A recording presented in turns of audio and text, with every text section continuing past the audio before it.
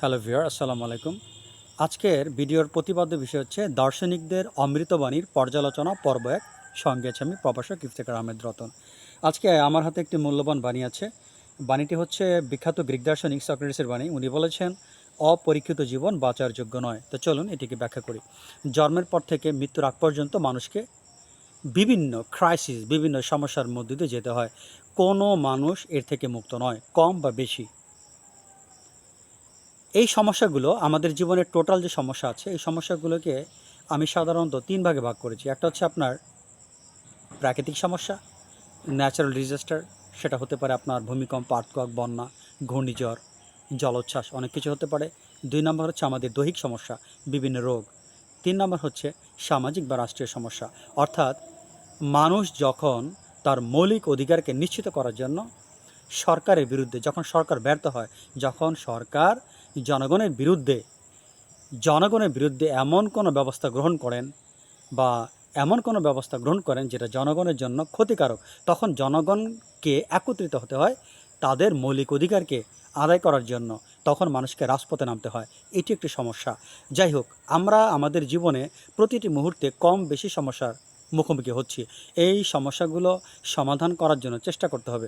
এই সমস্যাকে ভয় পেয়ে যদি বসে থাকা হয়, তাকে বলা হয় কাপুরুষ। আর এই সমস্যা সমাধান করার জন্য আপনার চেষ্টা করতে হবে।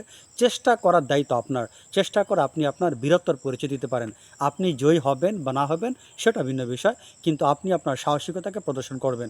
জগতে যারা মহান মনীষী ছিলেন, অনেকে কিন্তু তারা দেশের জন্য জীবন দিয়েছেন।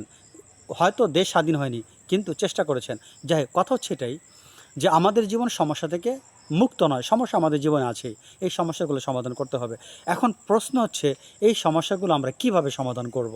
এটা একটা বিষয়। এই সমস্যাগুলোকে সমাধান করার জন্য ৩টা প্ল্যাটফর্ম আপনাকে কাজ করতে হবে। ১ নম্বর প্ল্যাটফর্ম সততার সাথে। অর্থাৎ আপনাকে নীতি নৈতিকতা বজায় রেখে আপনার কাজ করতে হবে। আপনার কাজ করতে হবে আদর্শের সাথে। আপনার কাজ করতে হবে সততার সাথে। এ হচ্ছে প্ল্যাটফর্ম ১। প্ল্যাটফর্ম ২ হচ্ছে কি আত্মবিশ্বাস। আপনাকে নিজের প্রতি আত্মবিশ্বাস থাকতে হবে, আমি পারবো। সেলফ কনফিডেন্স যেটাকে বলা হয়। ৩ নম্বর হচ্ছে ঈশ্বরের উপর আত্মবিশ্বাস, ঈশ্বরের উপর ভরসা। ঈশ্বরের উপরে ভরসা রাখা যে সৎ পথে আমরা আছি, ঈশ্বর আমাদের সহায় হবেন। এই ৩টি প্ল্যাটফর্ম থেকে আমরা আমাদের জীবনের নানান ধরনের প্রতিকূলতা, নানান ধরনের সমস্যা মোকাবেলা করতে পারি। মোকাবেলা করাটাই বীরত্বের পরিচয়।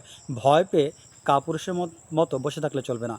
এই মোকাবেলা করাটাই হচ্ছে আমাদের জীবনের পরীক্ষা। এই জন্য সক্রেটিস বলেছেন, জীবন হচ্ছে পরীক্ষা। এই পরীক্ষার মধ্য দিয়ে আমাদের অতিক্রম করতে হবে। আর এটা হচ্ছে আমাদের জীবনের সার্থকতা। এতে হবে কি, যেমন নিজের কল্যাণ হবে, সর্বোপরি কল্যাণ হবে পুরো জাতির, পুরো দেশের। আশা করি ব্যাখ্যাটি বুঝতে পেরেছেন। আজ পর্যন্ত, আল্লাহ হাফেজ।